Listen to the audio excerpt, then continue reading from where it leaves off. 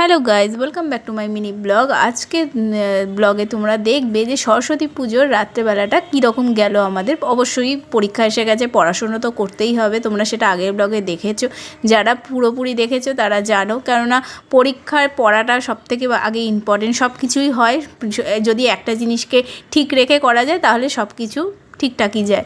সরস্বতী পুজোর রাত একটু মাঞ্জা না দিলে তো হবে না, তাই মা আর ছেলে মাঞ্জা দিয়ে বেরিয়ে পড়লাম সরস্বতী পুজোর নেমন্তন্ন খেতে। যাই হোক, ভিডিও একটুখানি করা হলো। তার সঙ্গে আমার ছেলে তো তার সঙ্গীকে পেয়েই গেল, একটা ছোট্ট বনুর সঙ্গে আলাপ হলো। যাই হোক, দাদা হয়ে একটুখানি তাকে চটকাই মটকাই করার পর দুজনে বসে ভক্ষণ করতে বসে গেলাম।